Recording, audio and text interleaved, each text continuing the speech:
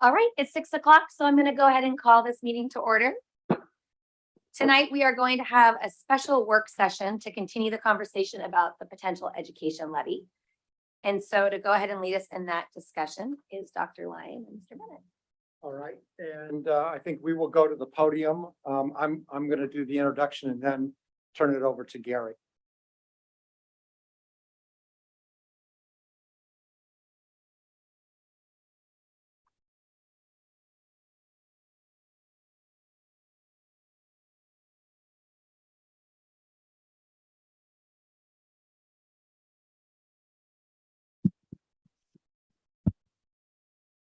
Okay, my part of this evening is to give you a little feedback on the public forum that we held on Monday night at Ridges.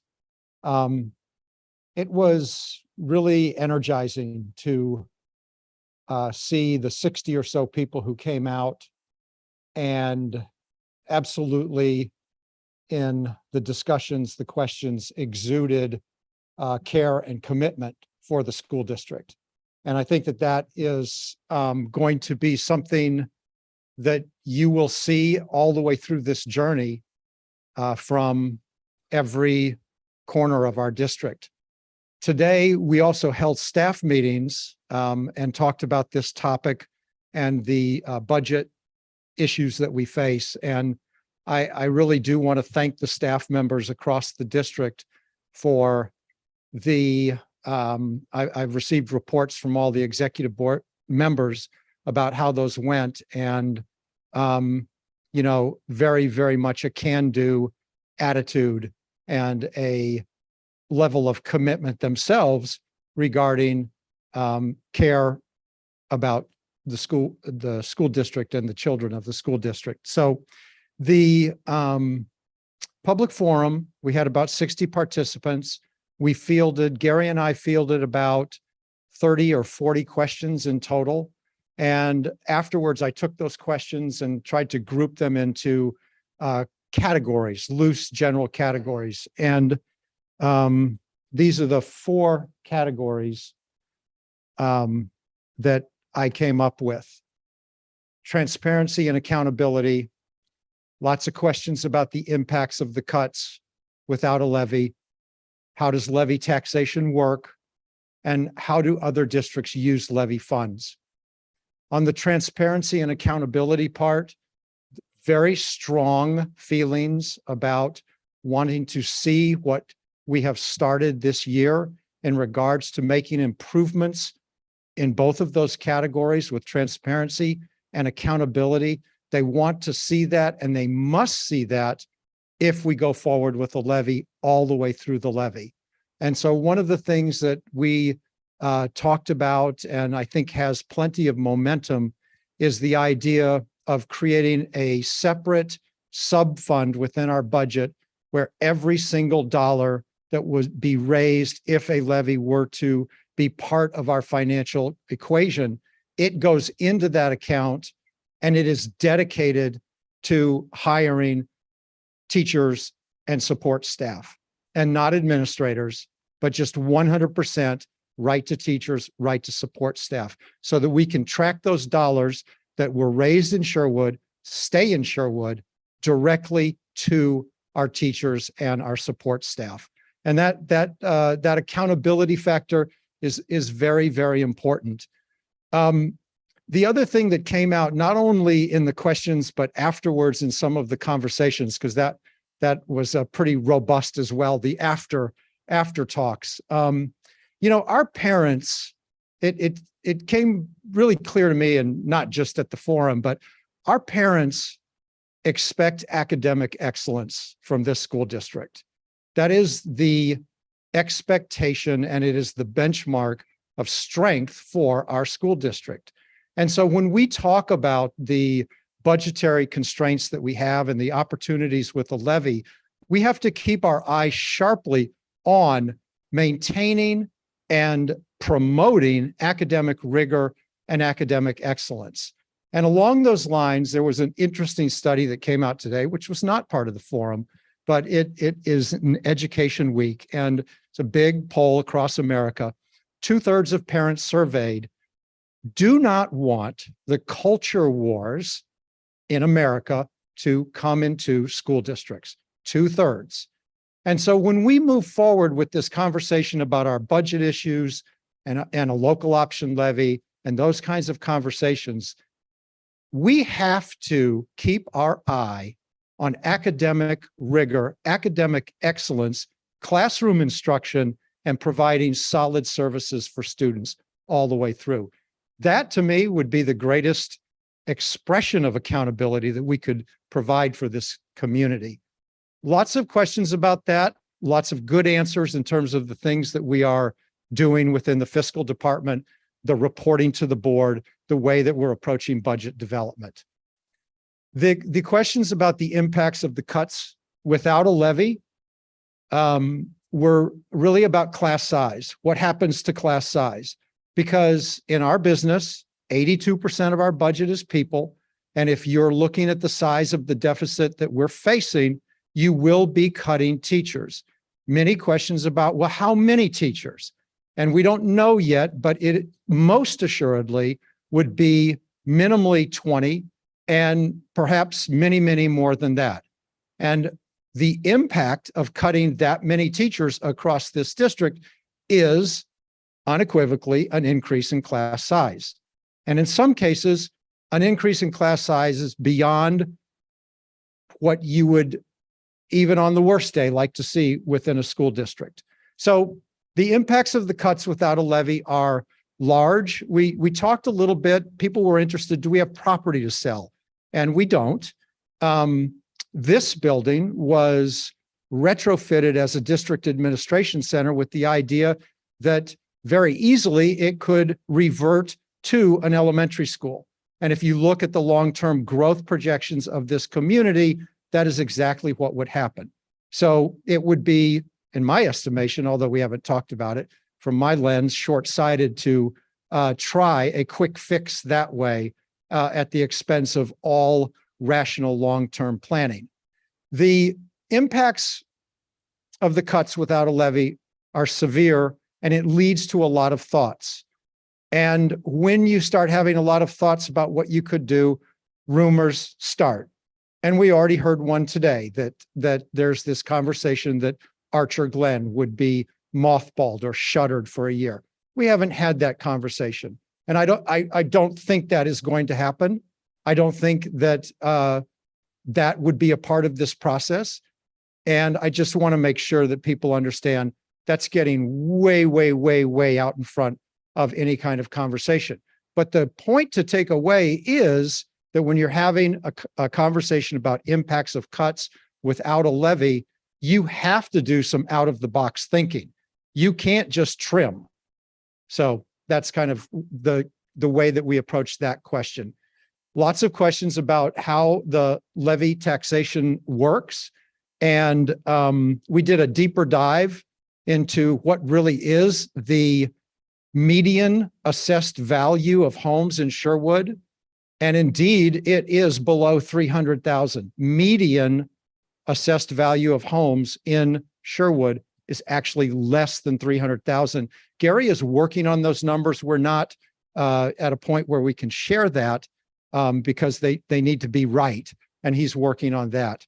Lots of questions about how long is it? What's the tax rate? And we'll get into that this evening.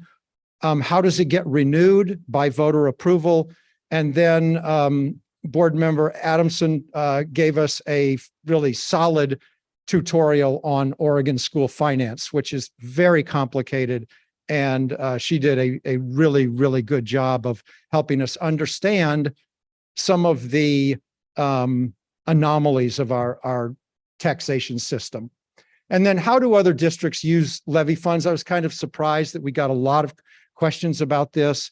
We answered that question by saying that in almost every case, it goes towards teachers, supplying teachers. So all of the good things that can happen in a classroom with more teachers. And it also provides stability for school districts where they don't, they can smooth things out a little more than districts without a levy. So that was the listening session, very well attended, went on for 2 hours. I want to thank everyone who attended that session.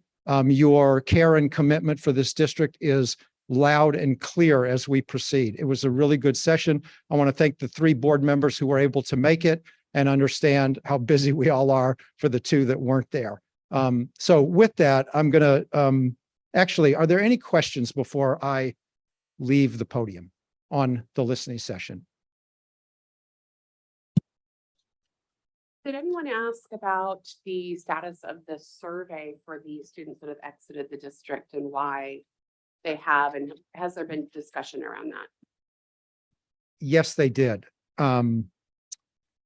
And there is a very high interest in understanding where those students are. As recently as a week ago, there was an article in the Oregonian that looked at that, not through the lens of Sherwood, but in the metro area, and concluded that those students aren't coming back, that they have permanently exited the system. We do not know if that's the case here.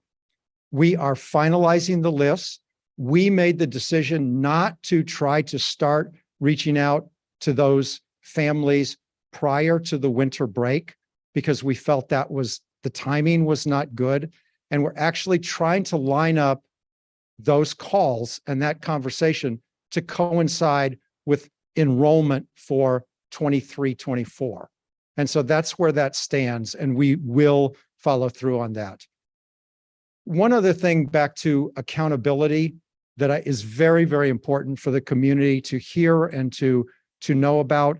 When we discovered the financial problems that we had in the fiscal department, we took our body of work and we turned it over to the Sherwood Police Department, who then forwarded it to the District Attorney of Washington County, who forwarded it to the Department of Justice, and they looked into the matter. And we received the feedback letter from the Department of Justice through the District Attorney that they did not find any evidence of criminality in the mismanagement of the funds over the last 2 years.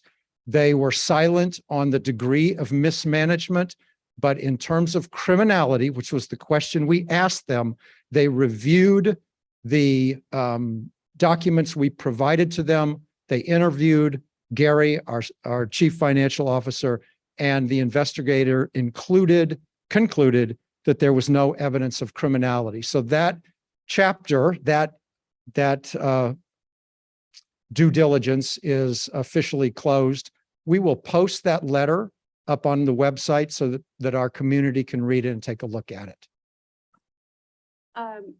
As far as the letter goes, was there any follow-up conversations as to how can we, it would be nice to know what type of investigation was done. Who you said they interviewed Gary. Did they interview former members of the administration that are not here anymore, et cetera, et cetera? Is that a question is that information that has been provided? And if not, is that a question that we intend to ask? The only thing I know is that the investigator that was assigned to this case in Salem had deep experience in doing school district audits, which in my one and only conversation with him a couple of months ago, he gave me his background in doing school district audits. And I left that conversation feeling very good about the person who was looking into this matter. He did not disclose to me the extent to which he investigated the matter.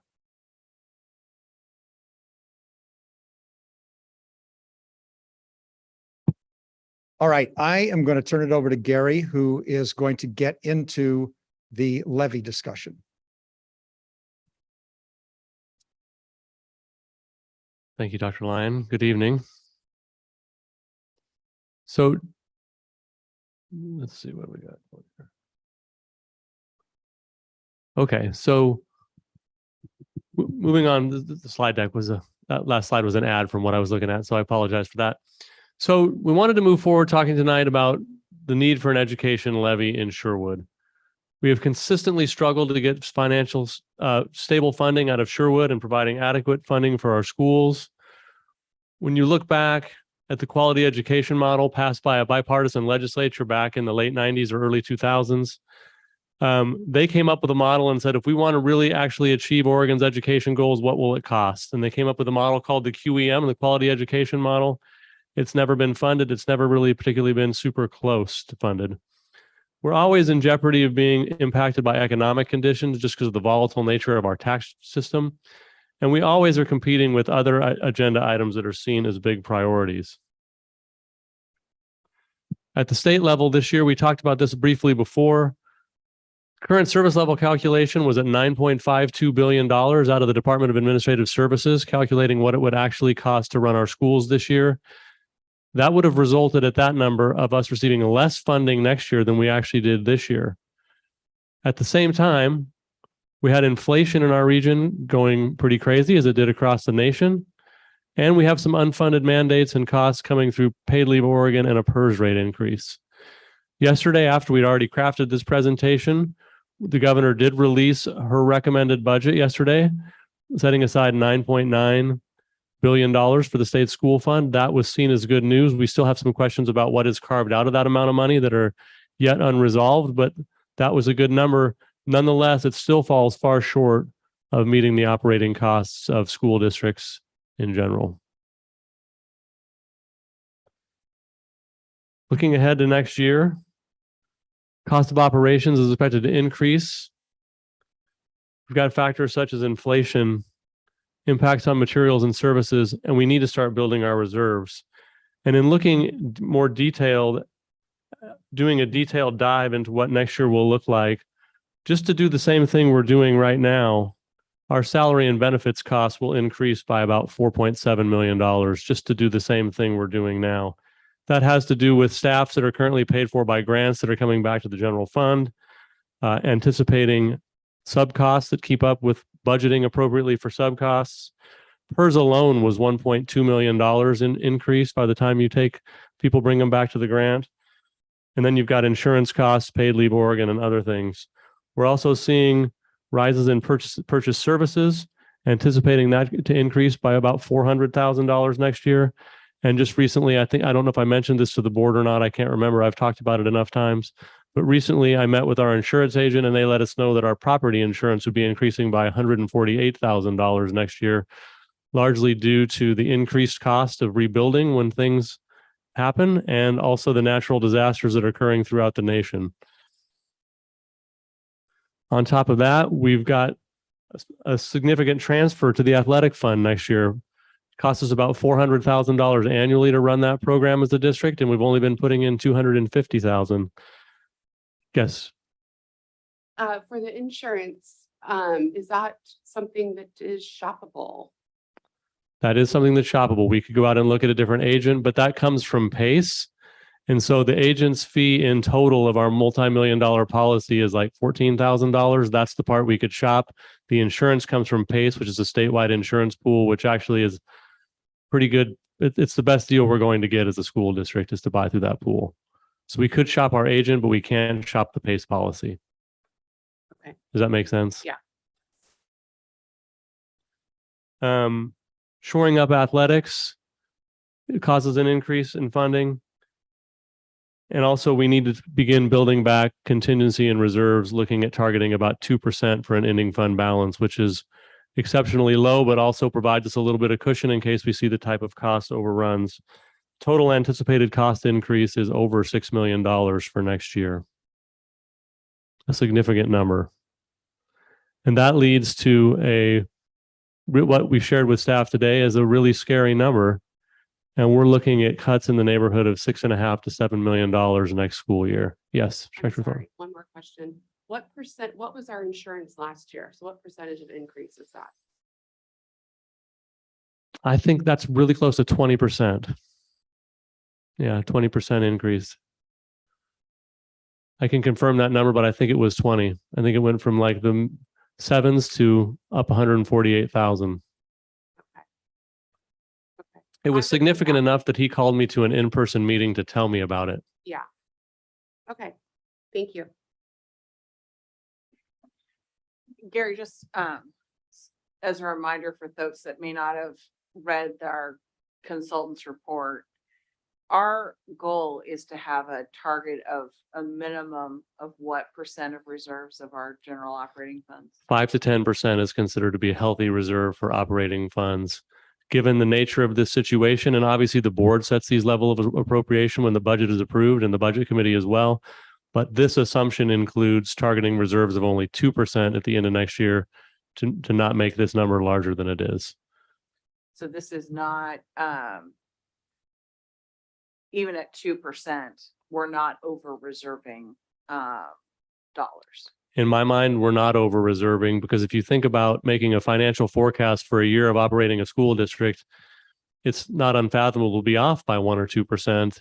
And you need to have a cushion of at least that in case something comes up, and you want to build those reserves for the future just to mitigate situations like this. In fact, when you look at the 3 reasons we're in this situation, we've got rapidly increasing costs, we've got inadequate funding from the state, and we spent a lot of our reserves to maintain this school year and the previous school year, leaving us without the funds to mitigate this. And can you speak to conversations that you may have had with fellow business managers at other schools or CFO level folks? Are these kinds of costs that we're seeing, paid leave Oregon, PERS, insurance, because, you know, PACE is not specific just to Sherwood, it's a statewide fund, as you noted. Are we on par with what other districts are seeing in terms of costs? Very much so. This is the talk that people are seeing, just sort of unprecedented financial cost increases and pressures, both on the labor side and the materials and services side as well. And some of the ones, especially the materials and services side, one of the challenges is they're hard to control because we need to heat our buildings, we need to transport our students. There are things that we need to do. There are some within our control. Landscaping, irrigation, we can reduce some of those things, but a lot of them we struggle to reduce. And other people are in the same conversation. And I've heard of districts who I don't believe have gone public with this information like we are now, but are in similar financial positions as this, looking at significant reductions for next year. Any other questions while we absorb that number? So one thing the board asked for, I didn't give you very much wait time there. I apologize. I know better than that as a teacher. One thing the board asked for at the last meeting, before I show the slide, was to bring back sort of an estimate of what does a magnitude of reduction like this look like? Like how many teachers does that mean and how many classified staff and what does that look like? And so what I'll show you in just a second here is what that looks like at 7 million and then at some different levy levels. But what I want to point out before we show it is that this is not, no decisions have been made about how we would get to $7 million if we have to cut that. We haven't had any conversations about that. This is no assumption made that this is what we would do. There's a long process that would involve lots of conversations, the board, the budget committee, but it is an example just trying to build the magnitude of what $7 million looks like. I just want to make that clear so people are aware that this is not what we're suggesting would occur. But it is sort of shocking to look at when you look at getting to $7 million, you're talking about something of that magnitude. And so the thing that's important to note here is we could decide we wanted no furlough days, which, by the way, have to be negotiated with our licensed and classified associations. We could decide we didn't want furlough days, and we would have to then reduce teachers, administrators, classified staff, or find some place in materials and services to reduce. Or we could say we want to cut fewer teachers, and we could reduce more in other areas. But when you looking for a combination that got us there, that's what we came up with. Just again, making sure I understand. this is, like, if we had to go reduce $7 million tomorrow, we would need to do all of these things, or if not these things, a combination of other things. But this is not a, well, we could just reduce 2 administrators and we'd save $7 million. We'd need to do all of these things to get to a $7 million mark. Yes, it would be all of these things together to get to that $7 million. We sort of hemmed and hawed over the may in there because we didn't want to imply that this was the answer to the question. But it would be all of these things. And if you wanted to add 2 more teachers, you'd need to find 2 teachers worth of pay and reduction someplace else to hit that target of $7 million. So these are not insignificant choices. That's 2 weeks of school That is 2 weeks of school. Yeah. and a lot fewer teachers in the district. And a lot fewer teachers and a lot fewer classified staff and administrators, just considering those 2 groups took the largest reductions the last time. It's a significant, it's a shocking reduction, to be honest with you. Any questions before we move on to what potentially could be better news? So we prepared 3 different levy levels for the board to discuss tonight. The first one is $1.25 per thousand. At $1.25 per thousand, we would bring in about 5.4 million, leaving a need to reduce about 1.6 million. That's one way. There are several ways to get to 1.6, which you can tell the difference is quite dramatic between the 7 million and the 1.25. There are no furlough days in there. 8 teachers and administrator and 7 classified staff could run the district.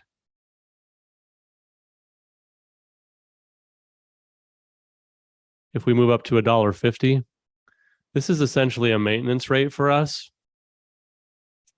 It would raise about $6.5 million. We'd need to reduce by $500,000.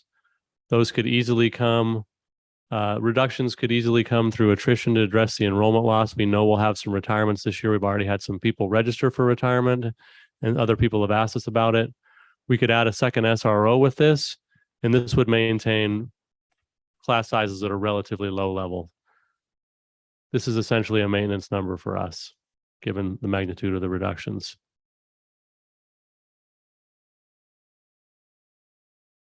The next one we calculated was $1.75 per thousand. This would put us $600,000 in the black. There'd be no reductions at all needed at this level. We could build reserves more quickly and invest in future years, or we could just invest more now. It depends on what the board would suggest, but that puts us ahead of the game if we chose a levy rate of that level. Just to put these levy rates in context, here are other districts in the state that have local option levies, and you can see they range from, have a quite range on them, with a lot of districts at $1.50.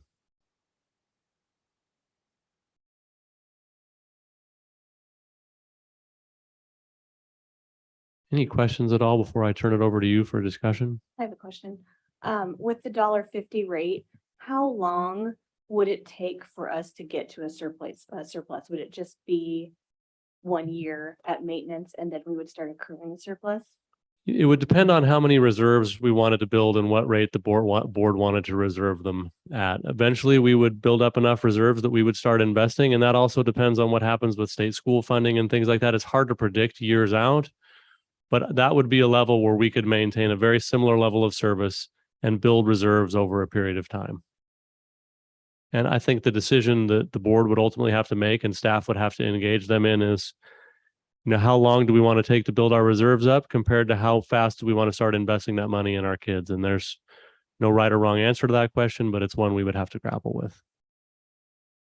Do you have an estimate if the levy wasn't passed, how many years it would take to dig ourselves out of that reduction hole?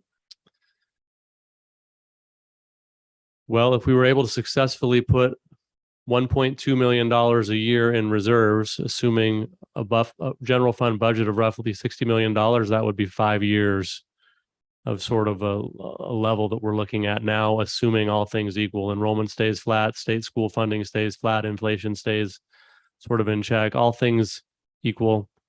The making up a number right here based on getting to $6 million, 1.2 million times 5 would be 6 years, or 1.2 million times 5 years would get us to 6 million, or about, that would be a 10% number. So to get to 5%, it'd take 3 years, 2.5. Sorry, my math in front of the group was a little slow to develop there.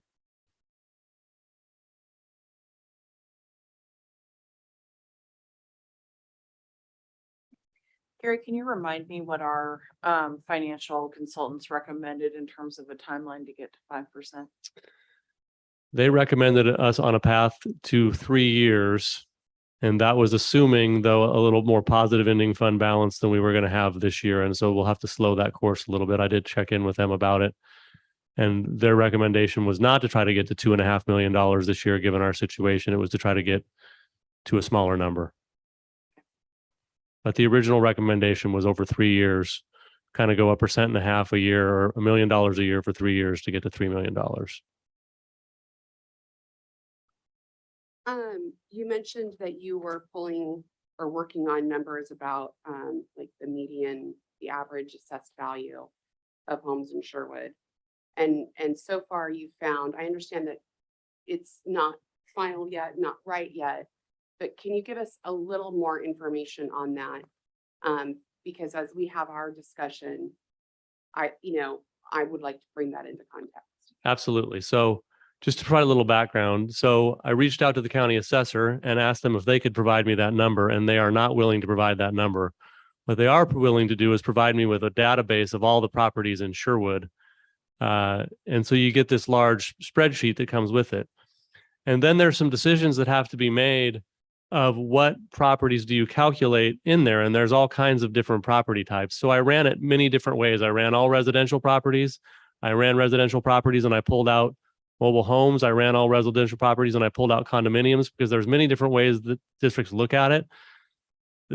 The good news is based on those calculations, it didn't change the median assessed value by very much. And they came in, median assessed value was about 280. And the highest, if you ran all of those for the average assessed value, was 300. What I haven't had the chance to do, I got that data this morning and I've spent a good part of the day in meetings. So I haven't had enough time to vet that with anybody else and really make sure the number's right. But that's what I checked the calculations a few times today, and that's what I came up with. Somewhere in the 280 to 300 range seems like a pretty safe bet. So as a refresher, the levy, when we talk about $1.50, $1.25, $1.70, that is that per thousand of that assessed value when people are looking at their tax statement. That's not correct. GAAP, but that actual assessed value. Look at the assessed value on the tax statement, and whatever the levy rate is times that divided by 1,000, and they'll get their number. And that number would be per year. That number would be per year. And if they wanted a worst case scenario, they could probably use around the 300,000. Well, it varies widely. I Right, think yes. if we wanted to look at the average in Sherwood, I think, 300 would be a conservative average. Okay.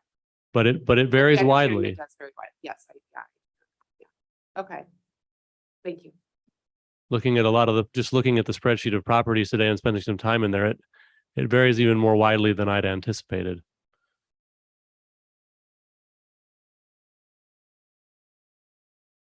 Any other questions? I don't really have any questions. I just, not being someone who deals with campaigning and taxes and things like that on a normal basis, and being like a pretty simple minded person with this regard, I just think like, gosh, I wish we could put up like a poll, like something to our own community and say, if you were to support this, like what level do you support, so that we could understand better. But then I also know you're dealing with who chooses to log in, who chooses to participate. So it's not a very true sample of our population, but it's a heavy decision for us to think about. And it is definitely one that, you wish you had a little more feedback from the community, what they would support. Because I know I want to be putting forward something that our community supports the most. And it's kind of hard for me to judge. I look at this and I'm like, I'd want to give them the most. I want to give them as much as I can, because, but we all are in different circumstances and see schools differently and have different kids in schools and things like that. So I just wish there was a better way to get that feedback before having to decide what direction to go with this, if any. Yeah, I think, just based on some of the conversations that I've had, and I think the feedback that I heard pretty loud and clear at the forum, and just, a lot of, recognition. This is a tough time in Sherwood. It's a tough time in every community. And I think, we look at where people are at with inflation, with the challenges that folks have in this community, even, a community with great jobs. Our largest manufacturer in the state announced wage cuts just today after a really tough quarter. Some of those folks live right here in this community, and that's going to be rough. Other people are, it is a tough time, and I'm very sensitive to that. I'm sensitive to seniors who have fixed incomes and are facing inflationary pressure. I'm sensitive that we've got teachers in this community that are taking furlough days right now, and that are absorbing those cost pressures too. So I think, everyone's struggling. And I hear that. I also know that what makes Sherwood great and what keeps our property values high, what makes this a destination that families dream about coming to this community, are our schools and the incredible opportunities that are available to our kids because of these schools, the life-changing supports that are in our schools in terms of mental health, opportunities for sports and engagement, seeing kids play an instrument and succeed, all things that changed my kids' lives. And I know so many out there that have the same story. And so as I think about how do we balance that, I too, in an ideal world, in a world where everyone's wages are rising faster than their costs, where they're not seeing their own insurance policies go up substantially because of conditions we can't control in this community. I would love to be in a position where we're going for it all and doing everything we can to, add to our education program. But I think what I've heard is I get the need to maintain our program. We cannot be in a position where 30 teachers feels like, that's an elementary school to me or more. And that just, I can't imagine a world where that's the decision we have to make here, because these will be my last votes on the budget. I don't want to take that vote, friends. I just don't. That's not, I pray that is not our reality come this spring.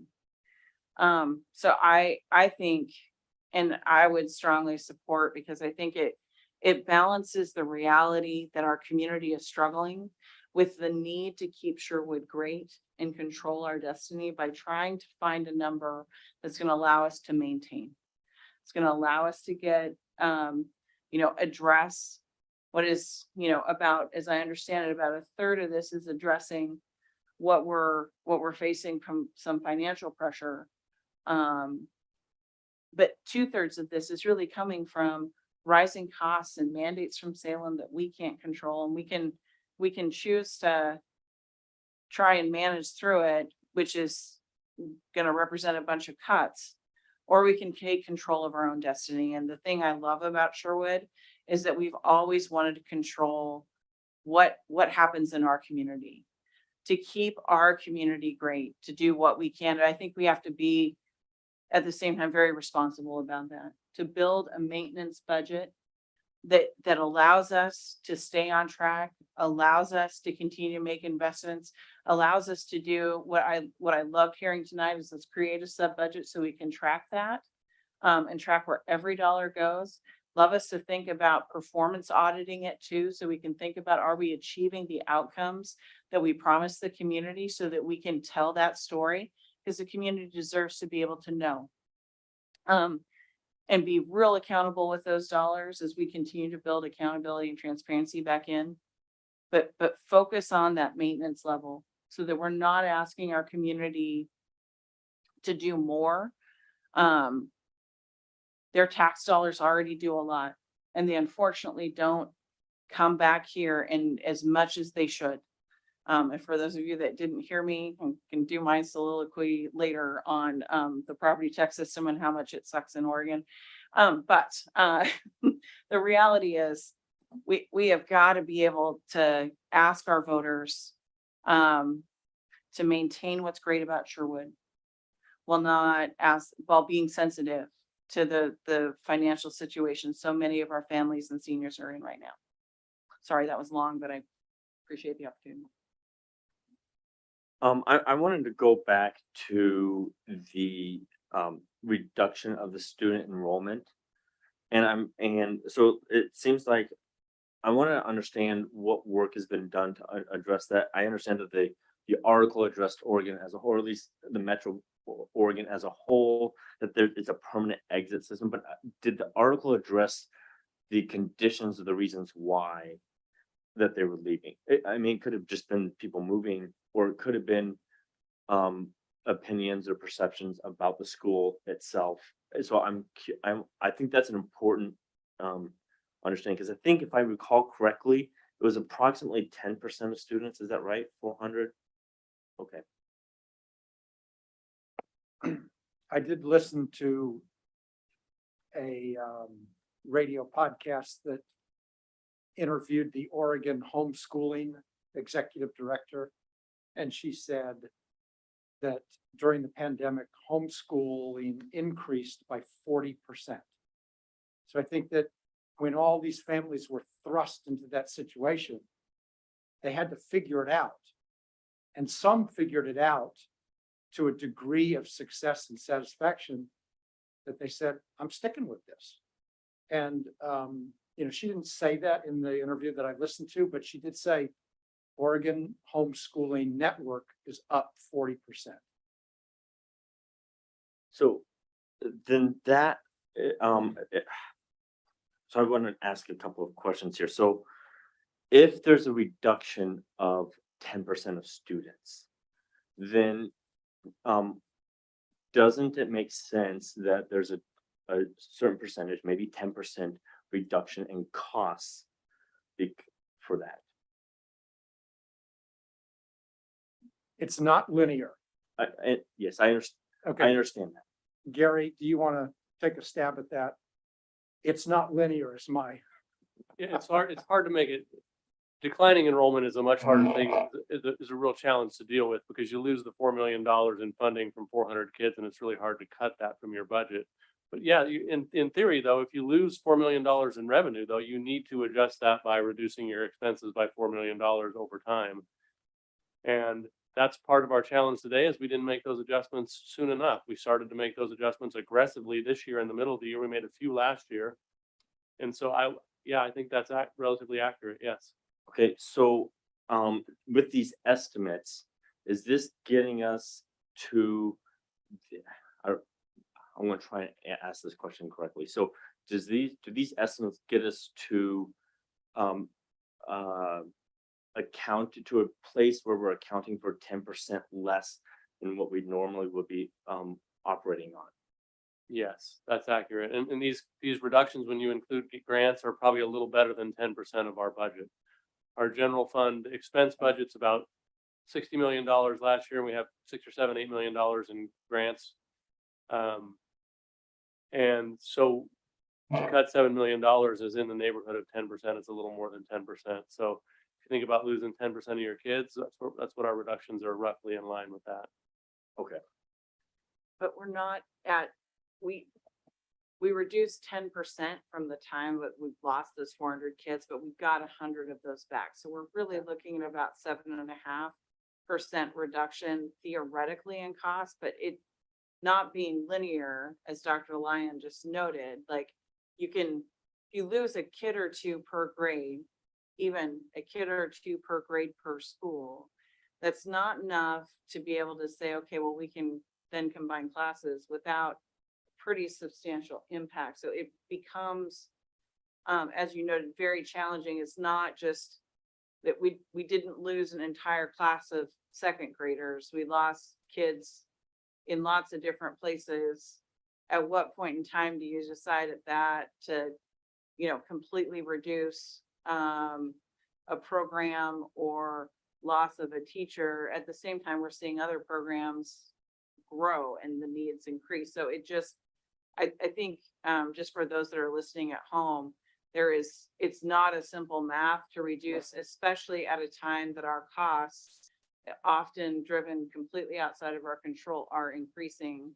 So even that theoretical reduction in need to provide services to those kids, we still have substantially had other costs increase where we have to fund, even if there had been. So the level doesn't really work in the way that we would think about it, kind of in a traditional widget factory, because it doesn't drive that way.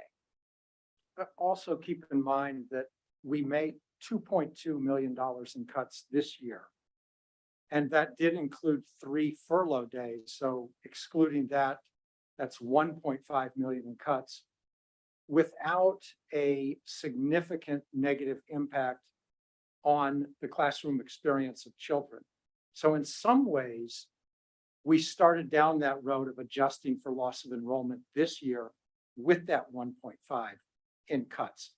It got blurry because it was covered up by the financial mismanagement that we were uncovering. But that is a fact that we did reduce 1.5 and really didn't change the classroom experience in a significant way for our students. And just to be fair, I mean, I know I've been in a lot of different meetings, so I'm not sure where it's been said or who it's been said to, and if you've been present at all of them, but I do know that it has been addressed many, many, many times, that even if we move forward with this levy, and even if it gets passed by voters, there will be an overall picture that we continue to look at about where we need to make adjustments to our whole structure to make up for that loss of enrollment. This will just allow us a little more time and finesse to do that, but we still will tighten up where we need to tighten up. I mean, but you look at your whole picture, and I think you hope that you can make those changes through attrition or through other ways. You don't want to just look at it across the board and slash people if you don't have to do that, And so, but I don't think if we pass this levy, this money is going to be spent carelessly by any means. I think that the entire time, the idea has been that we will still be looking at the whole picture and making sure that we are making these adjustments all along the way. Have you been present when we talked about that a little bit? Yes. Okay.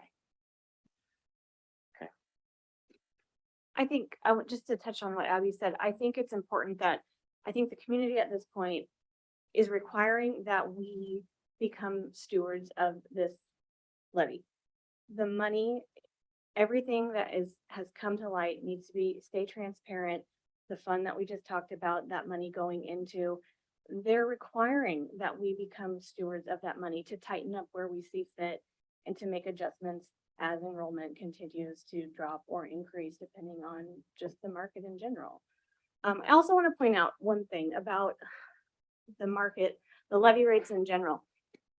I know I had been asked, where does everyone else stack up with other school districts around us?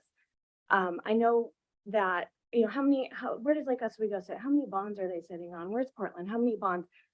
Portland and Lake Oswego and Beaverton are all paying on 2 bonds currently, plus a levy. So Sherwood is sitting on 1 bond and no levy. So I just want to make that really clear for everybody. People around us are actually paying more for their school district to run and operate. So I just want to show that comparison. So, I'm going to keep coming back to this loss of students because that is a real grave concern of mine. If people are finding that if we think of this as a product that we're providing, I believe in the Sherwood School District. And I think we have a good product here, and my children go here and they enjoy it. So I believe in it. My concern is that then there are other, based on, let's call it at best flimsy evidence, an article and statewide, that people are opting for other options than our school district. I want to know why, because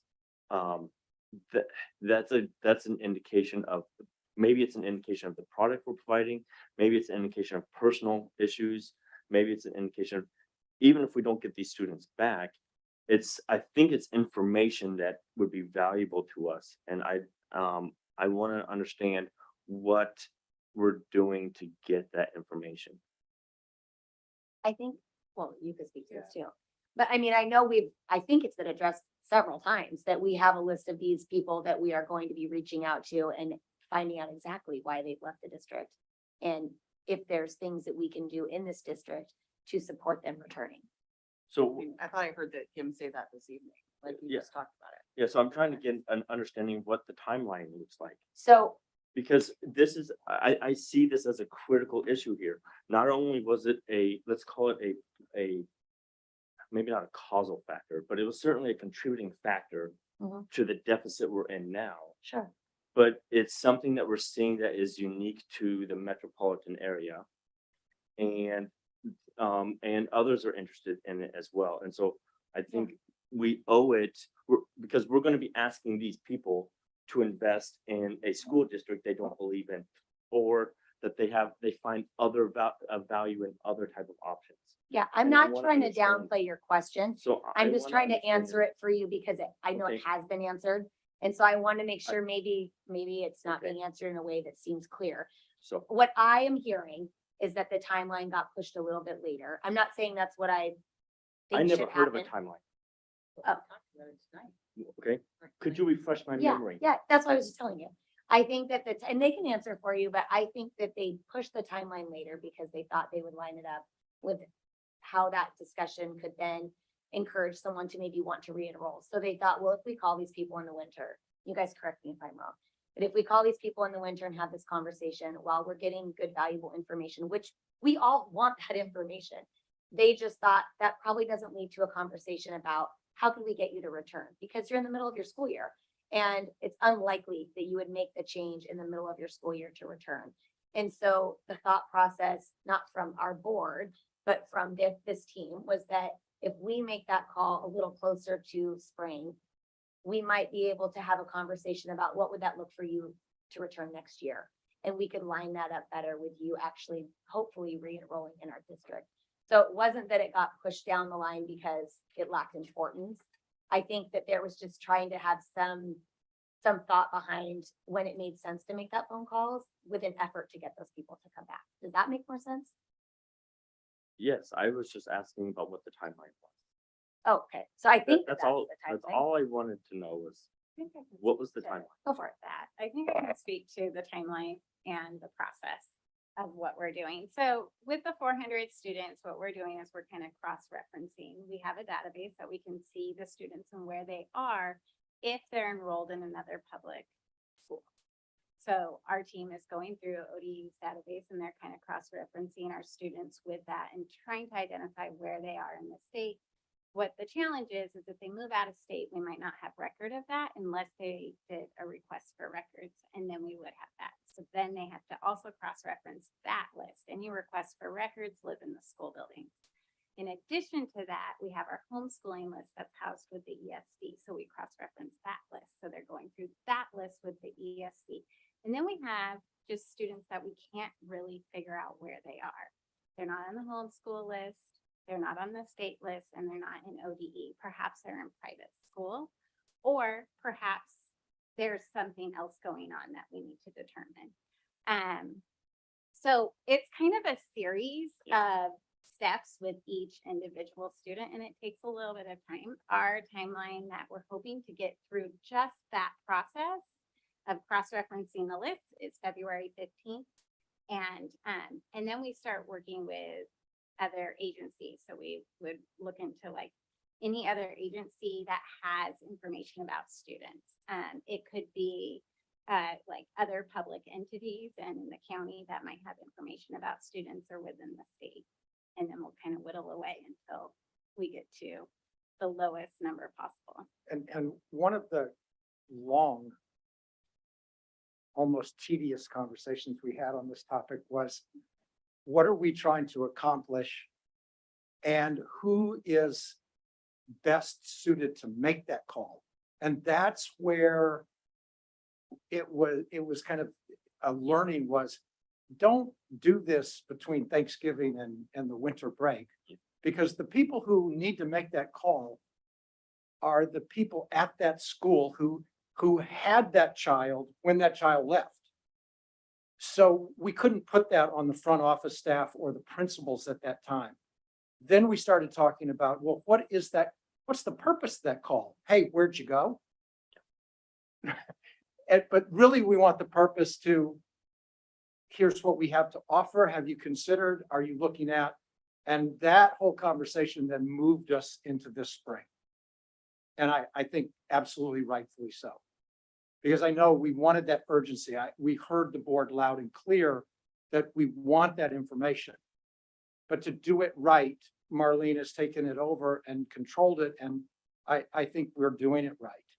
And we're putting that together.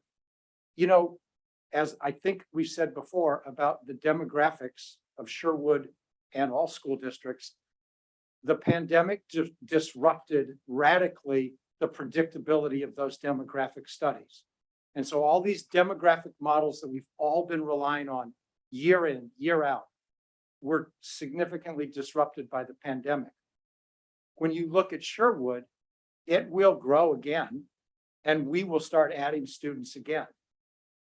It's not that this school district, and there's plenty of communities and school districts in Oregon that are in a perpetual state of decline, plenty.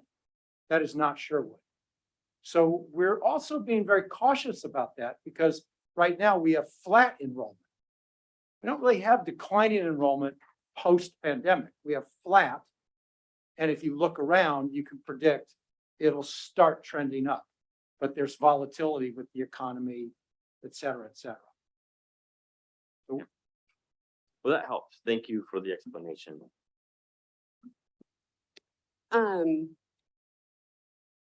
I was not, thank you for filling us in on the process of the following up with the students. I raised my eyebrow a little bit this is something that's kind of a little bit down the road, so we can discuss it further. But when we talk about the school, the actual schools calling where the students would be, is that what you meant? Like, or where they left from? Is that, who's calling the unenrolled again? I don't know if we've actually determined Okay. who would call. Okay. We got into a very long conversation Yeah. about it, but Well, we decided, let's figure out yeah, the list first and let's focus on that. let me tell you why I'm focused on that. Because there is some obvious, like, I feel like there's this elephant in the room that continues to get larger as we sit here and talk about why students unenrolled. And I can tell you that I've heard a lot of feedback about why students have unenrolled.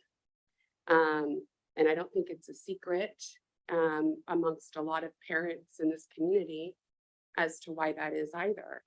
Now I will say first that I believe also in our product, and that I wouldn't be here sitting up here and committing the time that I commit if I didn't believe in the Sherwood School District, and if I didn't want to support the staff of the Sherwood School District, and that I didn't think that Sherwood really is the greatest place to be. So I'm going to start with that. But I'm also going to say that there's been several years back of parents that have had very loud concerns of things that could be happening. And I'll just point to one thing, because I don't want to ramble forever, because I know I can do that. But the biggest theme I've heard is, I don't want that teacher's politics getting involved in my students' education and what they're learning. And there's a lot of, I think the majority of teachers don't do that. There are some that do. And I'm sure that as time goes by, those types of things will get addressed. But that for me is the elephant in the room. That when we're sitting here talking about why kids unenrolled, our job is to provide education, and our job is to grow these students to be successful, contributing members of society that are happy and healthy, both physically and emotionally. And, when the feedback that I have gotten, the majority of it is, I got tired of hearing these things that were going on. I tried to raise my voice as a concern, and I wasn't heard. And so their answer is just to leave. And so I just want to be, I'm saying this now because I think that in this moment that we're in, where we're looking forward, right? We keep talking about looking forward, that it's something to be aware of. It's just something to be aware of. Is everything I'm doing and saying in this framework of this school period, is this acceptable or not acceptable, but is this educational, and is it fair to all of the students? It's just something that to be sensitive, because it is something I've heard over and over and over again. And you don't hear something over and over and over again if it's not happening. And so I just want, as we are all working to support this district, the board, the executive team, all of the administrators, the teachers, we're all here for the purpose of educating these kids. It's just something that I really felt just now like I needed to say out loud, like something to be sensitive about, because it is feedback that has been heard. And a lot of parents are worried about it, and they want it to stop. And it's Sherwood isn't, it's not just, it's a nationwide issue. So I did start by saying that I want it to be clear how much I support our staff and our administration. And that has not changed. If I was somebody who didn't support you, I could just sit here and say nothing. And because that's a much, believe me, as I feel myself getting warm with the uncomfortableness of calling this out, I could have done that too. But I want us to be better, and I see where we can go. I'll also say that there's never been a more frustrating time in my life to pay taxes. And I'm sensitive to that. Taxes are really, really high as they are. My family also has been highly impacted by the economy. Very, very much so. And I'm sensitive to that. And I'm looking at the paycheck and I'm thinking, gosh, I'm paying a lot of taxes and I don't really feel represented. So there's never really has been a more frustrating time to pay taxes, because when you see what our government is doing with your money, our money, and you feel so helpless, of course, your instant thought is, no, I'm not going to pay more in taxes. I can say, and I was raised in a very conservative family. But I can say that thought not once crossed my mind with this levy. And the reason is mainly, the number one reason is our kids. And the number two reason is control. Number one, our kids are what matter. Our people say this all the time, our kids are our future. Well, guess what? They are. So we have to do the things that it's going to take to support them. And I'm willing to do that. And control. I like to be in control. It's no secret. So I would like to have that opportunity to have some sense of control over my kids' education, where my money and tax dollars are going for those kids. I'd like to watch the results, and I'd like to know that in 5 years,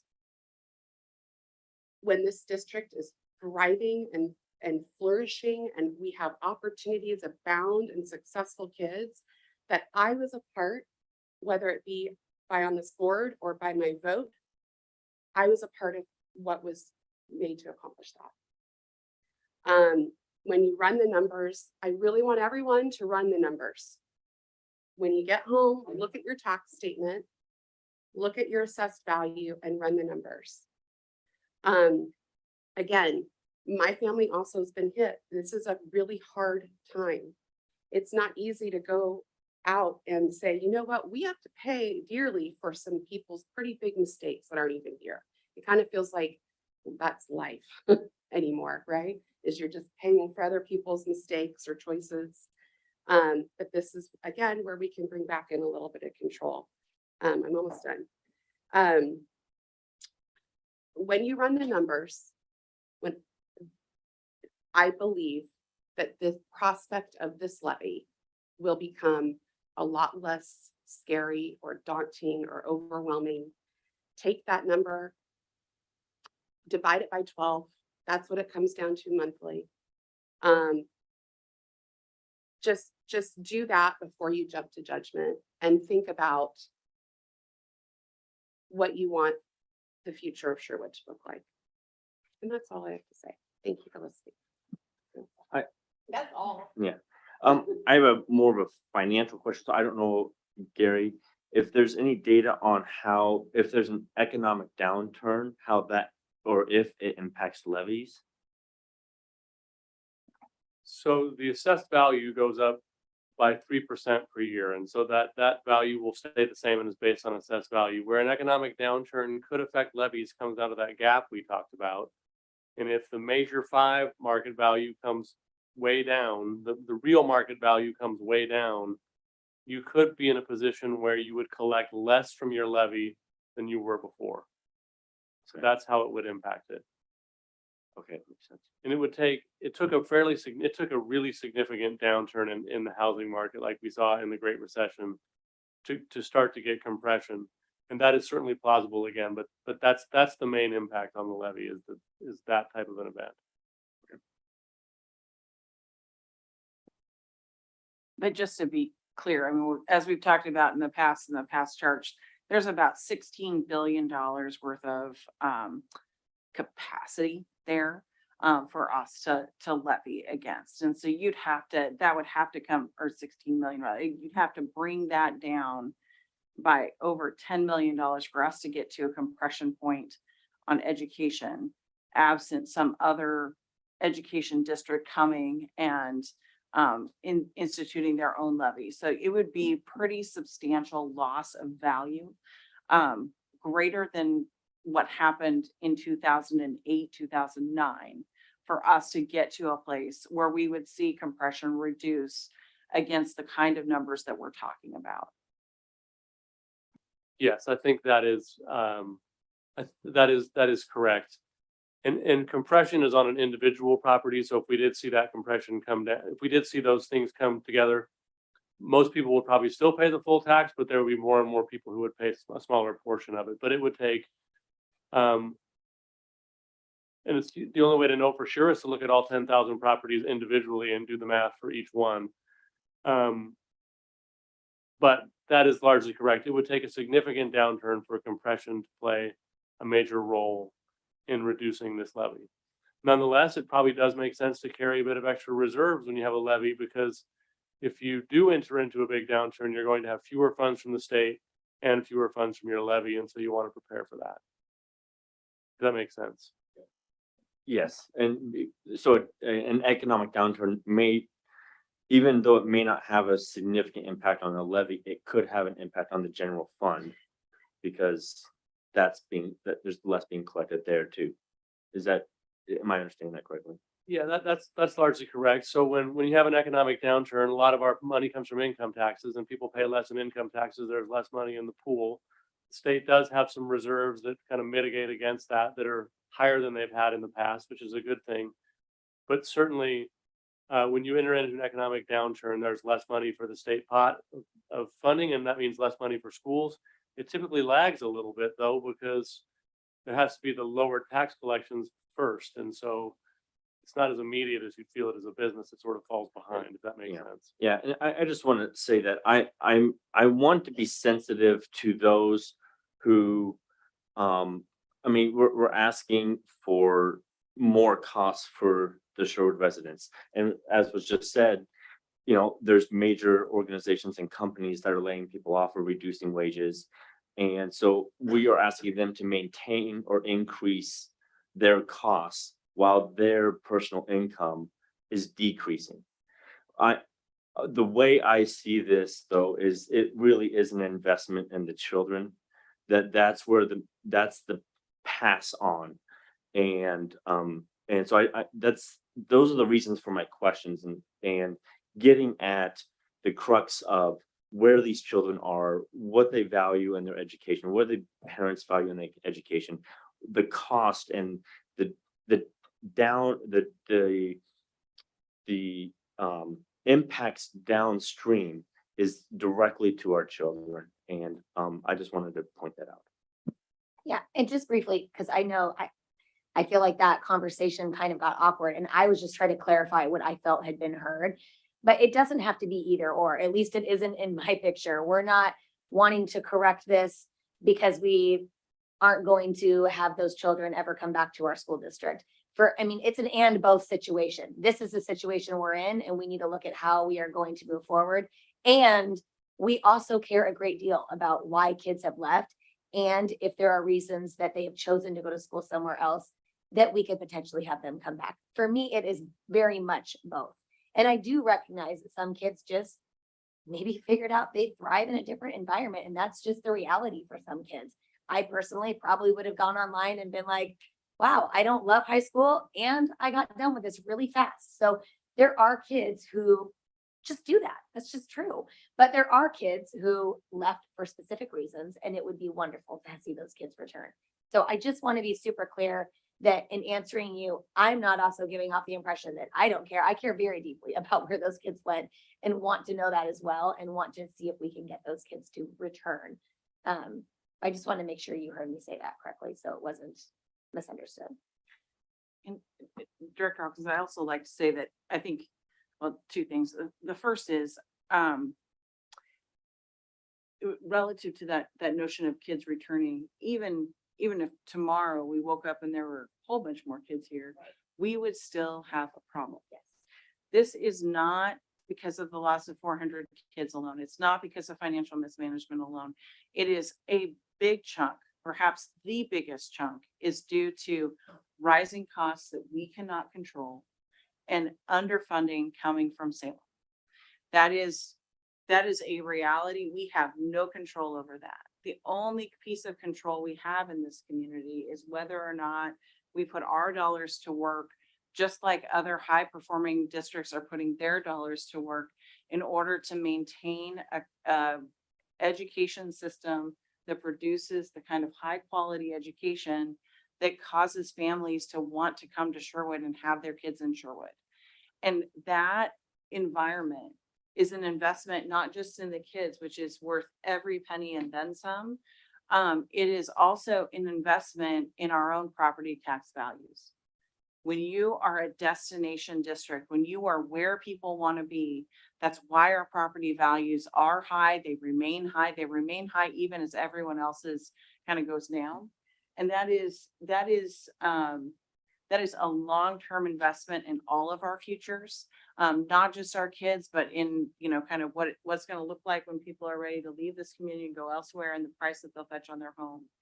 When you lose that, when you lose the kind of high ability to maintain a high quality education in your schools, it's extraordinarily difficult to get back because we lose talent, we lose leadership. And so it is a risk that is terribly imminent if we don't take this step. I just wanted to reiterate what Gary said on Monday night. I think he showed a slide to the audience members that we were going to get here regardless. It may have taken 2 or 3 more years, but we took a more sharp dive to get here, but it was going to bell curve here regardless anyway. So I don't know if you want to speak to that at all. Well, the loss of reserve certainly plays into the number you saw tonight. But eventually we would have drawn down those reserves and ended up at some equilibrium point where we were just maintaining. And unfortunately, we have to add up a little bit of reserve, which adds to the problem, but it is not the whole problem. It's part of the problem. And looking at the funding coming from Salem and our cost increases, we were going to be reducing anyway and would have ended up a couple years down the road at the same level, but it will be more painful in the future, but we were headed there anyway. So, and that, I think that answers my next question that I was just thinking about. And so I appreciate you saying that. I was going to ask, so, or make a statement that it seems like we provided a great product. Like Sherwood was just a destination place before we had this levy, before we lost the students, before all this, we were already a destination place and didn't have the levy. All right. And so is the levy there to get back to ground level? Is it to improve? But what I'm hearing, and correct me if I hear this, correct me if I'm wrong, is that even though we were in a great place, we were this destination place, the financials look like there was this downward trend that we were probably headed here within the next 5 years or whatever. Anyways, we'd be facing this. It's just that the management expedited that process. Am I hearing that correctly? I think that's largely correct. I think it's correct. The mismanagement expedited the process and was going to get us there quicker. One thing that we had was rapid growth before, and rapid growth, just like managing a school district and declining enrollment, is really difficult. You get a lot of financial benefit from managing a district in a time of growth. And here's kind of what that looks like. If you had just a set number of teachers in the district and you had 5,000 kids in the district and you added 100 kids to your district, that's going to bring in $1 million in revenue. And if those kids were spread evenly among your 7 schools or 6 schools in your grade levels, you could just put half a kid in each classroom in the district, not add 1 staff member, and put $1 million in the bank. Mhm. And so for years and years, we were growing by 200 kids a year. And so we had crowded schools and kind of not bigger classes. Before I came, there was not even room for all the kids, and all the classrooms were big, not because we didn't have enough teachers, we didn't have enough room before the Ridges was built. But when you end up in a situation where you're growing, it's easier to manage your money. And then when it flattens out, financial reality hits. And so even if we hadn't lost students, just the declining birth rates and the slowing housing market, that would have eventually caught up to us and flattened our growth, and our financial reality would have become more apparent. And we have not been able to offer the kinds of things that some of those other districts have in terms of service to kids, instructional materials. Some of those other districts, we've been a destination district, but it hasn't been based on the funding because we're below them. It's kind of a long answer to a lot of different aspects, but that makes sense. Yes, and I actually it's quite edifying. Like that really helps me understand. It kind of helps what Jessica was saying and what you were saying. It really puts things together for me. So thank you.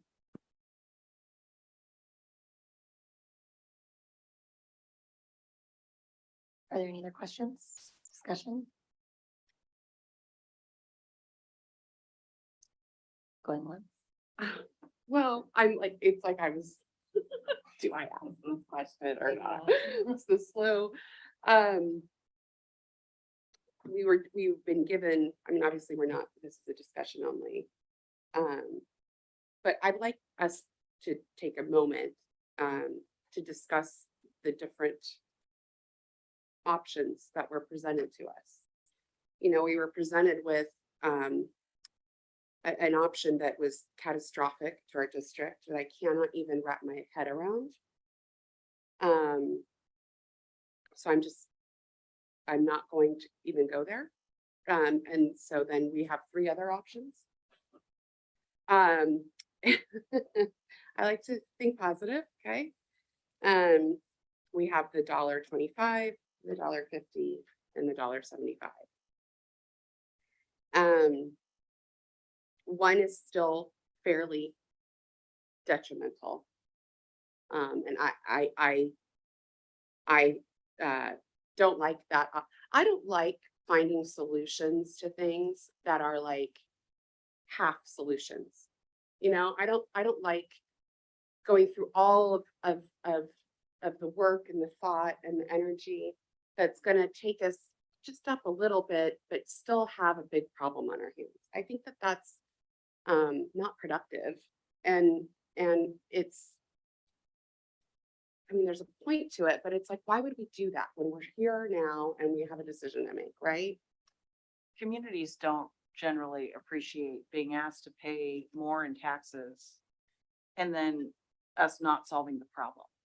We've got a problem.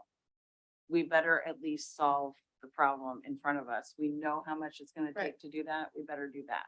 I mean, there's two options that solve the problem. Right. One is more than the other. So, I mean, I feel like, I mean, maybe somebody at this table feels like half solving the problem, but I'm not it. No, and I honestly would be concerned about rates are likely to increase year after year after year. And so while that gives us a little bit of a jump, it probably doesn't give us as much of a jump every single year after this. And so that would concern me to go after such great efforts to get that approved and then still be in a position where we're not in the positive. That concerns me. So touching upon what Dr. Lyons said on Monday night, based on the polling results and what came back was the public overwhelmingly were comfortable with the maintenance. And to me, $1.50 means maintenance. And I don't want to ask for more from a community that's already stretched when they've told us what they want, essentially. Would I pay more and shoot for the moon? Sure, I would. But I'm here to represent the community and I want to do what the community wants us to do. And if we can be out of this with $1.50, it might take a year or two. But if that's what they want, then I want to listen to them and not shoot for $1.75. I don't think $1.25 is on the table. It doesn't solve the problem. And people still lose their jobs and we potentially have furlough days still, if any mix of that combination. So to me, I think we're really looking at $1.50. I'm willing to entertain $1.75 because I will personally pay for it, but I don't think that's what the community wants. And I have a question. $1.50 sounds fine. I want to understand. This is a 5-year commitment, correct?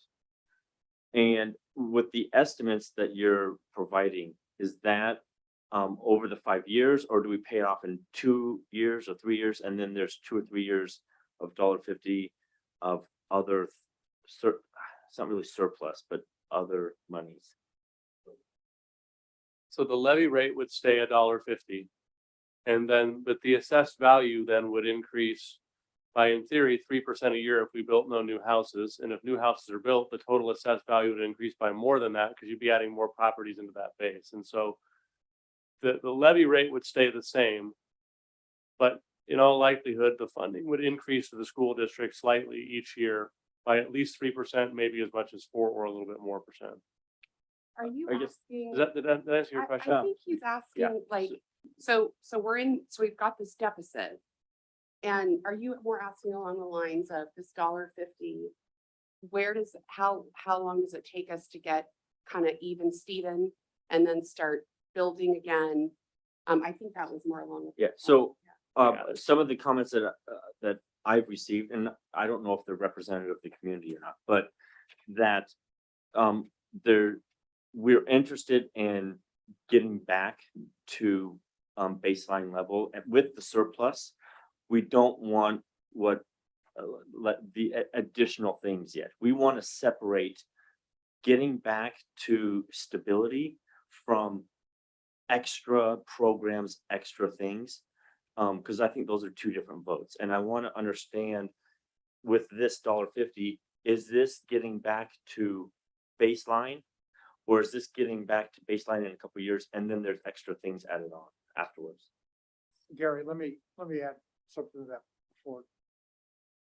So for those of us who have been fortunate to have been in the business long enough, really the reality is that in that 5-year run of this local option levy, you would be looking at great levels of satisfaction regarding the stability and the quality dimensions of the school district. Let's take playing fields as an example. It's a tussle right now. It's a push and it's pull, and there's not enough resources, even on the best day, to really maintain those fields the way that people feel like they should be as part of the city and the school district effort. A levy would take a lot of that pressure off.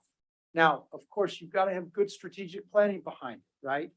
So that you're targeting that money in the way that maximizes its return for students in the community. So it's not going to be, just frankly, it's not going to be the first 2 years solve the problem, the accounts are back stable, the teachers are hired, and then all of a sudden we have all this new money. We're a people business, right? So we maintain by holding good class sizes at particularly our elementary schools. That doesn't change over time. That cost, as we've seen this year, will continue to go up and increase.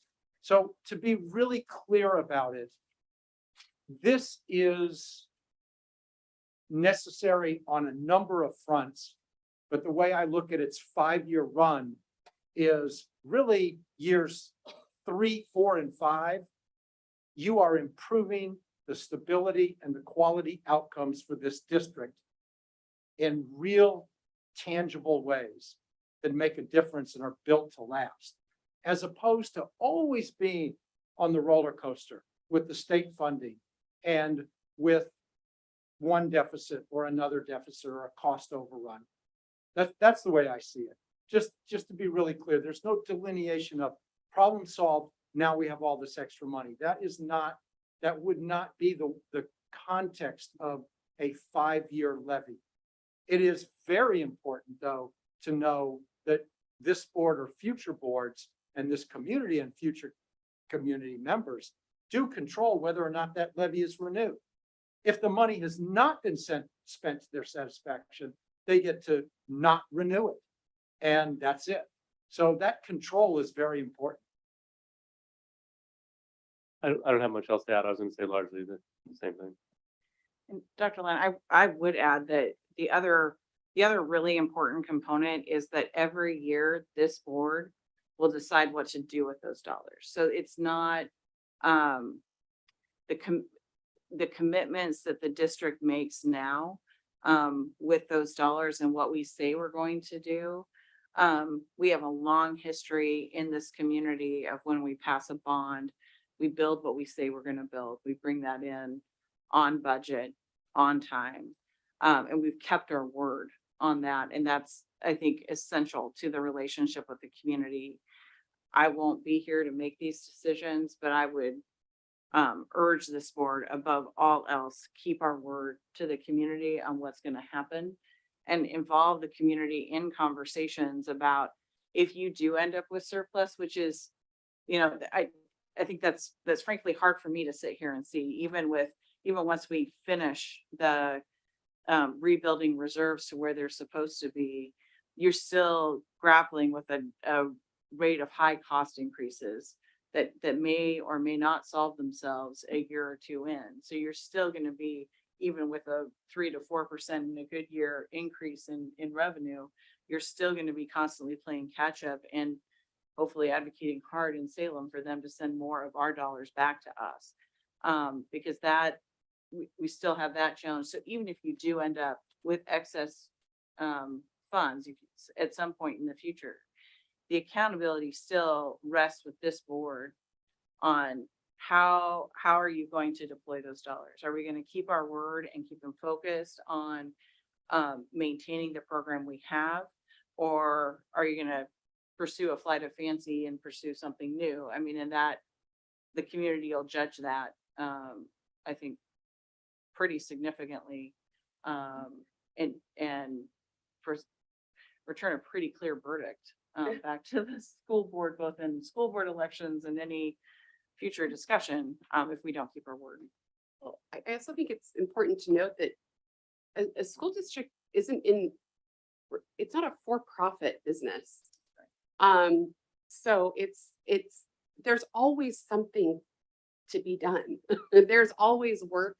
There's always funding that's needed. There's always something going on.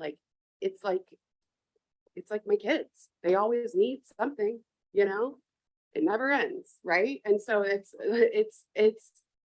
that the district isn't seeking money and funding through its taxpayers to build up this giant reserve and make all this money. This is a community investment into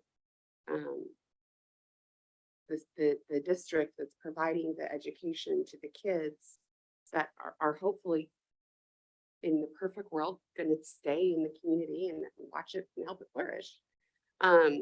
So I guess I also don't see this whole excess. I've never thought of it that way. It's going to be done. We'll be paid up in 2 years or whatever, and then we're just going to be sitting on all this.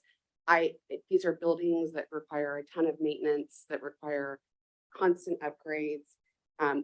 We've got building going on all around us that's going to require an expansion of our bus routes. There's just always something, and so I just want to make sure that nobody was ever under the impression that this is profitable in any way. And so that's where I just want to be sensitive Yeah. to this is because if there's always something, then I really worry about this levy just being this perpetual thing, because there's always something. And so I want to be sensitive about that, because I think we're asking two questions. One is we want Sherwood to be healthy and stable, right? We got to get up to the stability. We want the reserves. We want to be able to, feed our students, feed our teachers, Yeah. and have those. I don't want to see 30 teachers. Yeah. That scares the heck out of me. Okay. Yeah. And so I get that. That's one question, and that seems clear. And then the other question is what is necessary. And for me, there are times when I have to tell my kids, sorry, we're not going out to eat because it's not in the finances. Mhm. We don't get that. And so sometimes it's like, well, I think it's important as a school district, we provide high quality stuff with the creativity we have with this group here. I trust in them. They have a lot of creative ideas. And so I just want to be sensitive to those issues. Yes. And so, Those some things are going to be there, though, yes, regardless of, and I feel like we're part of a district that isn't gonna say, oh gosh, there's a little bit of extra here. What can we do with it? I trust, I'm in this for the long haul. I plan to be here for a while, God willing. Sorry, Mark. I hope to run again and invest. I don't want to bring this forth to voters and then be gone in 2 years either. I want to see this through, and if this is something that I'm advocating for, then I feel a enormous sense of responsibility for it. So I don't want it all for my statement to come across as frivolous in nature or anything like that. Because that's not what I meant by there's always something. I just know that there's always repairs, there's always growth, there's always material, there's always, and those are the somethings. When I say something, I'm thinking the mortgage payment, I'm thinking your car insurance, the stuff that's always going to be there no matter what. And at $1.50, I just want to point this out because it was up on the slide that at $1.50, we're still cutting $500,000 out of next year's budget. There is no going to McDonald's every night on that.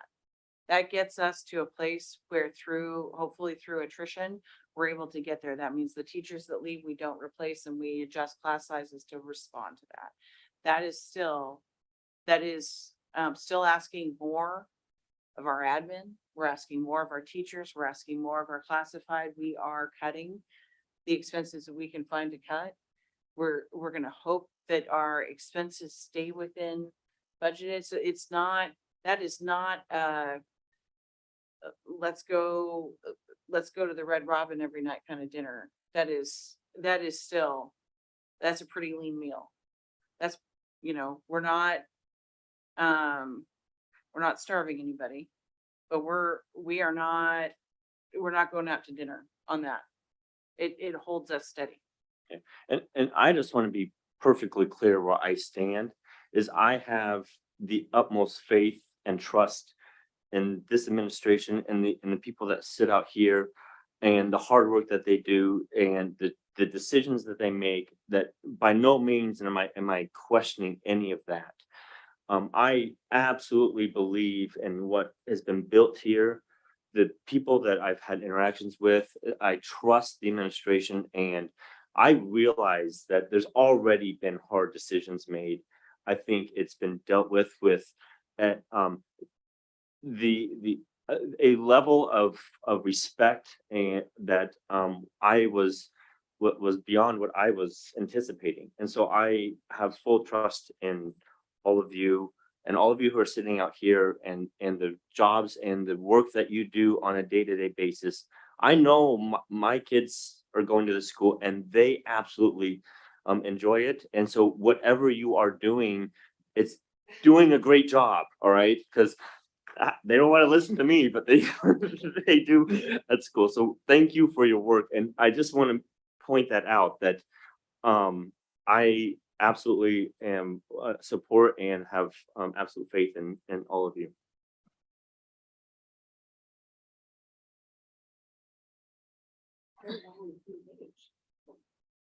But to be very clear, we have made no decisions because we Correct. cannot make a decision in a work session. So we've all Right. expressed our independent views. Yeah. Just being super clear for Right. the record. So we are meeting again on February 8th for our normal board session. And what would we like the community to know? What would we like them to know to expect at that meeting? So 1 week from now, we will bring forth a resolution that includes an outline of what a levy will supply for this school district and a rate. And that will be an action item on that evening for you to vote on. And once you vote on that, if you approve that, then we get to work on the ballot language. And I'm missing something, Gary, add to that. I think in our resolution will include a good part of the ballot language and the summary and things of that nature. And we are already working behind the scenes on that. And now that we have a little more idea of sort of the interest of the board, we'll craft that, bring it back to you, and that will be part of the vote next week. So it'll be an action item on the regular board meeting on February 8th for you to make your decision on going forward for a local option levy, an education levy at the May 16th election. And as always, we welcome feedback. I mean, I know that I don't know what it's been like in the past, but we have received several emails with people's feedback and we welcome it. We try our best to respond to it. We certainly have conversations about it and take it into account when we're making our decisions. So if you're out there listening at home and you have feedback and you'd like to share it with us, you are welcome to do so. And yeah, we'll definitely be listening and then we'll regroup on them. I don't know if you know. You can email. The email, if you're listening and you do want to give us feedback, is leaders@sherwood.k12.or.us. Please write in. We want to hear from you. All right, there you go. That's why we're all here. Okay, so this meeting is adjourned for tonight. Thank you for attending.